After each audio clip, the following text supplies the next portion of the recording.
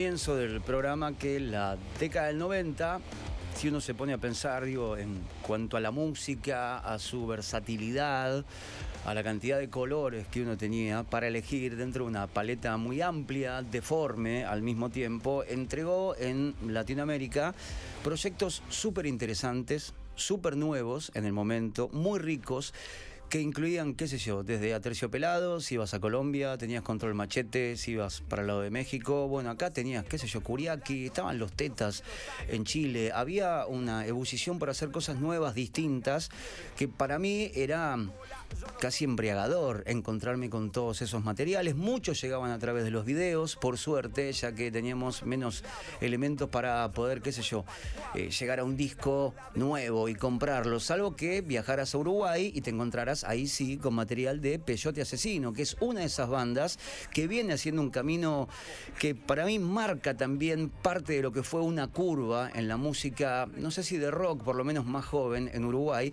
y ahora Peyote está de regreso, está con Serial, que es este nuevo material que cae 2 décadas después. Pasó mucha agua por el Río de la Plata, y para hablar de estas cositas y algunas más estamos con Fernando Santulo del otro lado del charco, justamente para volver a reverenciar esos nombrecitos que a mí me acompañaron tanto. Peyote Asesino, qué placer. Hola Fer, Dani Jiménez por acá, ¿cómo andás? ¿Qué tal? ¿Cómo estás, Dani? ¿Todo bien? Muchas gracias por la invitación. No, por favor, para mí, en serio, un placer. Era una década, no sé si vos lo ves de esa misma manera, pero digo, era muy excitante lo deforme, lo cambiante, lo propicia que era para hacer cosas distintas, ¿no? Sí, yo creo que lo que ocurrió en ese momento es que un montón de tendencias que estaban muy en el underground, de repente empezaron a salir. Entre otras cosas, yo creo que es como una especie de efecto colateral del éxito que tuvo Nirvana, ¿no? Que era una banda como súper alternativa, que de repente se vio en la cumbre, y eso como que le abrió los ojos a mucha gente de muchas compañías discográficas, y se pusieron a buscar material raro, digamos. Claro. Ese material raro ya estaba ahí, de alguna manera, desde hacía algunos años, pero en los 90 es como que pienso, por ejemplo, en el caso de Faith No More, o esas bandas que ya estaban sonando, pero que se volvieron populares en ese momento. Y sí, fue un momento muy efervescente. Había la sensación de que no había barreras para mezclar cosas, por ejemplo, era muy clara en ese momento. Sí, y además, digo, muchos de esos proyectos también poco amigables, ¿no? Vos mencionabas Faith No More, que tenía una parte amigable y otra no tanto, pero tenías bichos como Nine Inch Nails, por ejemplo, que totalmente, amigable, o Ministry, que había poco, pero bueno, era muy rico, era muy interesante. Yo creo que era el momento casi ideal, ¿no? Para hacer cosas distintas, que es también ese momento de Peyote. Y ustedes, ¿cómo se iban sintiendo también, incluso como consumidores de música en ese momento? Yo menciono siempre acá a Argentina, no sé, yendo a ponerle al hip hop o al rap, y hay como una primera semillita casi previa a Curiaki, que es el Sindicato Argentino del Hip Hop, por ejemplo, que por ahí era Sí. más hip hop puro y duro, no mezclaban mucho con otras cosas, pero la verdad es que yo los miraba y alrededor estaban bastante solos. Después la escena se hizo más fuerte. ¿Cómo recordás ese momento también? Porque después el rap en español hoy es distinto, pero en ese momento Claro. había una aridez bastante marcada. Sí, yo de hecho te diría que el Peyote sufrió un poco esa especie de ausencia de contexto, para decirlo de alguna Claro. manera. Es decir, estaba siempre medio en solitario o como en el margen. También pasaba que en aquel momento en Uruguay, en el rock en general y todas las músicas urbanas, digamos, en general, no eran especialmente populares. Era una música que estaba más en el margen. Efectivamente, el hip hop era algo como mucho más del underground en Uruguay. Fuera estrictamente hip hop o fuera mezcla, Claro. estaba muy en el borde. Eso fue cambiando, pero digamos que con Peyote pagamos de alguna forma un precio, digamos, por estar en solitario en toda esa movida. Fue cambiando con el paso del tiempo. De hecho, a Peyote le pasó algo sorprendente, y es que la música de Peyote fue entendida bastante después. No sé si entendida es la palabra, pero se volvió un poco más masiva cuando la banda ya no estaba tocando, Claro. años después. Ahora, y Fer, contame, digo, en todo este tiempo, ¿no? Yendo de la producción anterior hasta Serial, de lo cual te voy a preguntar también, no te voy a hacer la pregunta clásica, ¿qué pasó en el medio? ¿Sí? ¿Se entiende? Pasan cosas, en la vida de todo el mundo pasan cosas. Sí, lo que quiero saber es cómo funcionaron esos años de manera individual para enriquecer el presente. Viste, yo pensaba, por ejemplo, en los Kuriaki, cuando se juntaron los Kuriaki otra vez, hace, no sé, creo que 10 años atrás. Y yo pensaba, claro, cada uno individualmente tuvo experiencias que van a terminar enriqueciendo sí o sí después el encuentro, porque me parece que uno tuvo vivencias nuevas, experiencias diversas, y eso te va a enriquecer después al combo con cosas que ya tenías en el pasado.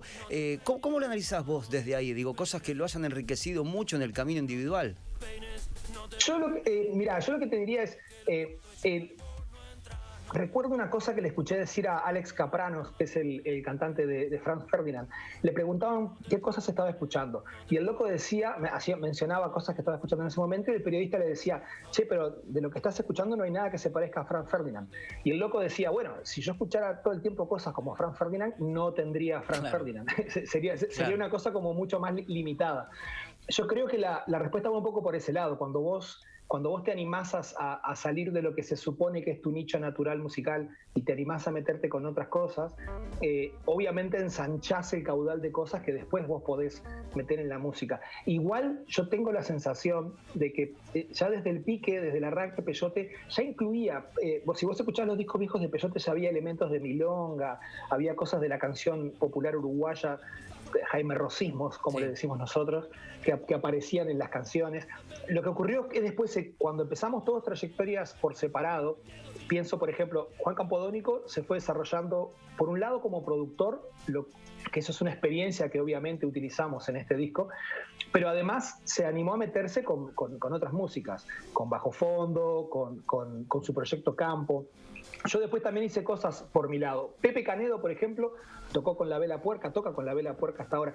Es decir, yo tengo la sensación de que llega un punto en el que no solo es enriquecedor, sino que no tendría sentido que uno intentara esquivar todas esas cosas a la hora de ponerse a hacer un nuevo disco, ¿no? Sería como negar eso que decís vos, esa vida que transcurrió en estos 20 años y que tuvo cosas de vida personal, pero también tuvo un montón de cosas artísticas. Entonces, lo que ocurrió con este disco nuevo fue que tuvimos que hacer una especie de decantamiento. ¿Qué cosas queremos conservar? ¿Qué cosas no queremos conservar? ¿Qué cosas queremos introducir que sean nuevas? Fue todo un proceso. Y que aparte, los primeros 10 años, entre 1999 y 2009, Peyote no existió. Y entre 2009 y 2016 solo hicimos algunos shows puntuales, nos llamaron para algún festival y cosas así. Pero digamos, la semilla o digamos las ganas de ponernos a hacer un nuevo disco son más recientes, son como de 2016 más o menos. Que dijimos, ¿qué pasaría si hiciéramos nuevo material? Claro, que es otra pregunta súper de cajón y manual que te iba a hacer, pero bueno, me la serviste vos, así que va a ser un 50% mío, 50% tuyo. ¿Cuál fue ese estímulo, ¿no?, que fue suficiente y que alcanzó para decir, bueno, ¿y si hacemos un disco, qué onda? Claro, en realidad el estímulo fue que en un momento nos dimos cuenta de que el Peyote seguía existiendo, pero solo teníamos los discos viejos. O sea, seguíamos existiendo en vivo, nos llamaban para hacer festivales, nos dimos cuenta de que la música del Peyote, eso nos dimos cuenta en 2009, había crecido en lo que se refiere a popularidad entre la gente sin que la banda hiciera nada al respecto, ¿no? Y entonces, claro, había como una suerte de demanda. Entonces, en un momento dijimos, bueno, si vamos a seguir tocando, el grupo debería tener algo más que simplemente tocar canciones de hace 15, 20 años. Deberíamos darle una nueva vida artística. Era un enigma si eso iba a ocurrir. Claro. O sea, no estábamos seguros un poco por lo que decías vos. Cambió el mundo, cambió la música, cambió la industria musical, cambiamos nosotros. Entonces era todo un desafío encontrar cómo reconectar con esa energía que aparte tenés cuando es una energía un poco más juvenil, la que tenía el Peyote. Si bien no éramos adolescentes tampoco, ¿no? Éramos toda gente de 25, 30 años. Entonces, tampoco es que fuera la música de unos pibes. Pero, claro, ¿qué cosas quiero conservar de esa propuesta inicial y qué cosas pasaron y quiero ir para otro lado. Fue todo un proceso como de decantamiento, en el que hubo que, entre otras cosas, recuperar los viejos métodos de composición, que eran bastante raros para una banda de rock, ya esos métodos. Vos sabés que es... Perdón. No, está bien, quédate tranquilo. Es muy loco lo que decías recién, porque, digo, en esto de el nombre estaba, y siempre estuvo el nombre de Peyote Asesino, y quizás al ser gente, si bien está todo mucho más conectado, ¿no?, que la década del 90, pero por ahí gente de acá, por ahí a veces uno pierde ese trazo, ¿viste? Y no sabés si siguen grabando, si no, más allá de las noticias y que te llegan. Pero vos sabés que, por ejemplo, he hablado con algunos chicos más jóvenes, digo, mucho más jóvenes que yo, pero digo, jóvenes, y por ahí que están en este ambiente o intentando hacer música, digo, tomando elementos de rap o de hip hop, y por ahí le nombrás Peyote Asesino y te dicen, Peyote Asesino. ¿Los escuchaste? No mucho. Pero el nombre está, a eso voy. Digo, hay una generación nueva que sabe que hay algo ahí, que había una sustancia y que por ahí, digo, porque todavía es joven y no tuvo el tiempo por la dinámica, pero visto como un respeto a la distancia, decir, no, por ahí no me metí mucho, pero sé de lo que me estás hablando. Y digo, creo que eso es el valor que han conseguido ustedes a través de los años. Bueno, eso es interesante porque aparte es un valor que no depende estrictamente de tus intenciones, ¿no? Claro. Vos podés querer hacer lo posible para que tu música trascienda y no trasciende, o viceversa. No te preocupaba el asunto, pero termina trascendiendo. Yo creo que lo que ocurrió con la música de Peyote fue un poco eso, que algunas cosas que traíamos en la música nuestra y que estaban más bien saliendo del underground, al cabo de cierto tiempo, al cabo de ciertos años, como que encontraron un lugar bastante más masivo, y entonces el nombre quedó sonando. Yo lo que creo es que no hay una fórmula en sentido estricto, de decir, bueno, si hago tales y cuales cosas en la música, mi música va a perdurar. En realidad es una especie de suerte que podés tener o no. En el caso nuestro, como que la música perduró, y lo que también ocurrió es que esas músicas terminaron siendo más dominantes, especialmente el hip hop y sus derivados, ¿no? Entonces no es raro. También hay que reconocer una cosa, el pasado ese de Peyote no es un pasado muy abundante. Claro. Son 2 discos, el primero solo salió en Uruguay, el segundo nos proyectó un poco más porque contó con la producción de Gustavo Santaolalla y además se editó a través de Universal Music, que te daba una proyección mayor, digamos. Pero yo la sensación que tengo es esa, la música encuentra sus caminos, y si tenés suerte esos caminos duran años. Por eso también había un desafío, decir, bueno, ¿qué queremos decir ahora que no sea exactamente lo que ya dijimos? Fue todo un proceso. Por eso te decía, el proceso de hacer de decir queremos hacer un disco empezó en 2016, pero de hecho las canciones las terminamos encontrando o logrando armar en 2017-2018. Los primeros intentos no nos gustó lo que salía. Esas primeras canciones que salieron, que fueron un par de ellas, no sentíamos que fuera Peyote. Entonces, un poco las tiramos al tacho y salimos a buscar nuevas cosas para hacer, y esas nuevas cosas terminaron justo en este disco serial. Igual también es increíble eso, ¿no? Que uno se dé cuenta o vibre que esto no va y que lo que viene sí va. Con algo, digo, tan poco tangible como es una canción, sí, ¿no? Porque vos podés decir, bueno, ese azul sí está bueno, no, mucho azul, no, menos. Digo, es tangible, lo podés ver. Ahora, es esa vibra, y lo digo como músico también, ¿no? Decir, no, esto sí. Y alguien de fuera te va a decir, no entiendo por qué. ¿Por qué vos te das cuenta que esto no y esto sí? El que lo escucha desde afuera capaz que no nota la diferencia. Lo que en realidad nos ocurrió es que el Peyote tenía determinadas características, la música. Por ejemplo, se metía con distintos géneros, pero lo hacía siempre de una perspectiva que era medio angulosa. Es decir, nunca había unos riffs súper melódicos. Los riffs de Peyote son medio atonales, ¿viste? Tienen una cosa medio oscura. Sí. El rapeo siempre es un poco fuerte, un poco zarpado, no es un rapeo mimoso. Las letras no hablan de cosas románticas ni del corazón, sino de cosas como medio hacia afuera, como más explosivas. Entonces, fue como un proceso de decir cuáles son esas esencias que tuvo Peyote y que queremos traer al presente. Y recién después de que identificamos colectivamente cuáles eran esas esencias, que era algo que no nos habíamos planteado porque pensábamos que era automático, pero no, mentira, no era automático, había que pensarlo un poco, recién ahí nos pusimos a componer canciones y dijimos, bueno, esto sí puede ser Peyote. Nos pasó con la que fue el primer corte, el primer single de Adelanta que sacamos, que se llama Vos no me llamaste, que lo sacamos hace un año más o menos, un año y poquito. Como que cuando teníamos esa canción ahí dijimos, esto sí es Peyote. A diferencia de las otras canciones que estuvimos probando y que no eran Peyote, esto por alguna y mística razón sí es Peyote. No es fácil de explicar porque depende de es una sensación. Sí, es una sensación auditiva. Ahora, te hago las últimas dos, Fer. La primera tiene que ver con Serial, ¿sí? ¿Querían, sí, cuando tomaron la decisión, hacer un disco o hacer música? Cuando digo hacer un disco, alguien me dirá lo mismo, no, pero digo, voy al concepto de grabar un disco, porque por ahí uno puede decir, no, entremos a hacer música y bueno, veamos después qué sucede, si es un EP, si es un disco entero, porque cuando uno dice, vamos a hacer un álbum, ya como que tiene, viste, el concepto, ya sabe que tiene que tener un nombre, que lo tiene que mostrar, lo va a presentar. Ahora, cuando uno dice, bueno, let's see what happens, veamos qué sucede, vamos a hacer música juntos otra vez, o van las dos casi de la mano, o hay alguna que estuvo un poquito más avanzada desde lo conceptual. Mira, yo lo que creo es que hay que separar, por un lado, lo que es componer música y hacer música, y después de lo que es distribuir esa música, cómo la industria se organiza para distribuir ese material.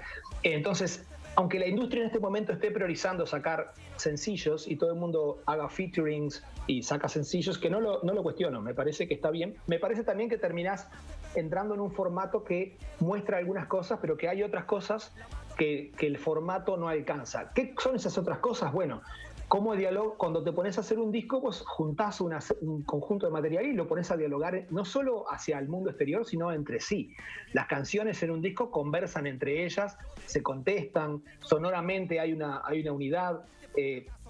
Nos pasó, por ejemplo, hicimos en un momento a principios de 2017, 2016, sacamos una canción que está en el disco que se llama Bailando Samba. La sacamos en un formato medio demo, o sea, no fue, la versión que está en el disco es un poco distinta.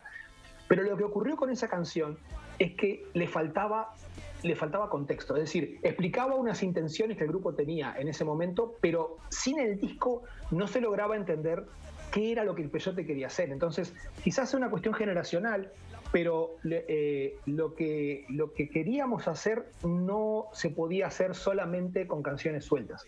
Hacía falta juntar un grupo de canciones, ponerlas a conversar, buscar una sonoridad para todo el conjunto, cruzar referencias en las letras, que eso es una cosa que el Peyote siempre hizo. Una letra dice una cosa y ese fragmento de pronto es retomado por otra letra y lo contesta o lo que sea. Entonces lo que nos dimos cuenta es de que aunque la industria distribuya en base a sencillos y featurings, lo que nosotros queríamos decir necesitaba ser dicho en un disco y por un conjunto de canciones que funcionan de alguna forma colectivamente, digamos. Ahora sí, Fer, te hago la última. Si bien ustedes son una banda que ha mezclado un montón de cosas, como lo decías vos y como lo puede escuchar ahora de fondo y como lo pueden escuchar en Serial, qué sé yo, tenés hoy Arquero, por ejemplo, Franco, por ejemplo, no sé, Morbusónico, que son cosas que tienen que ver con el mundo del rap, digo, hablando de jóvenes hoy, que evidentemente no sé si habrán tenido un espejo, pero el camino está un poco más allanado, porque algunos mártires, digo, como ustedes también pusieron la cabeza en un momento donde nadie la ponía. Pero digo, esto pasa en Argentina, pasa en toda Latinoamérica, pasa en todo el mundo, donde hoy vemos un avance muy grande que no creo que sea una moda, sí es una tendencia mucho más firme que, bueno, Estados Unidos la tiene desde finales de los 70, pero lo ves mucho más claro eso en Uruguay, ¿no? Pibes y pibas que van saliendo y que por ahí se contraponen un poco a las generaciones anteriores por la música que se hacía. Yo creo que incluso estos chicos que hacen música acá, jóvenes de trap o de rap, son una generación distinta a lo que escuchaban sus padres, eso está claro. Y nosotros salíamos, viste, qué sé yo, al mundo y escuchábamos algo de la generación anterior. No sé, Joplin, sí, Hendrix, Zeppelin, qué sé yo. Después le sumabas lo que escuchabas vos en los 90, Bjork, no sé, James Addiction, pero tomabas. Totalmente. Yo creo que esta generación produjo un quiebre porque no toma del anterior, anterior, sino que esto es algo de ellos, me parece que es de ahora, o toma algo mucho más cercano. Pero se nota en Uruguay también esto, ¿no? De ver cada vez más, verás vos, digo, pibes, pibas que se acercan al rap o a hacer rap, también es un poco más accesible el hecho de por ahí con una compu, laburando bien un beat, te podés largar. Después podés mezclar o no, pero lo ves, eso sí. Sí, yo lo que creo es que también lo que cambió, vos decías algo, justo antes de que empezáramos la nota, decías lo difícil que era ir a encontrar la música, encontrar esa música que querías escuchar en la primera mitad de los 90. Ahora es mucho más fácil, o sea, de hecho está como mucho más segmentado. Vos podés decir, yo soy fan del ambient black metal noruego, y te metes en ese centímetro cuadrado y podés pasarte toda la vida en profundidad sin salir nunca de ese centímetro y encontrar el último demo que está haciendo el último pibe en Oslo. Yo creo que antes lo que vos tenías, esa dificultad, por un lado te obligaba a buscar referencias, a echarle mano a lo que tuvieras a mano. Por ejemplo, yo qué sé, tenías los Clash, metías los Clash, pero habías escuchado Led Zeppelin, metías Led Zeppelin. Ahora hay como un nivel de especialización que no estoy tasándolo en términos de si está bien o está mal. Estoy describiendo una cosa como yo la veo, ¿no?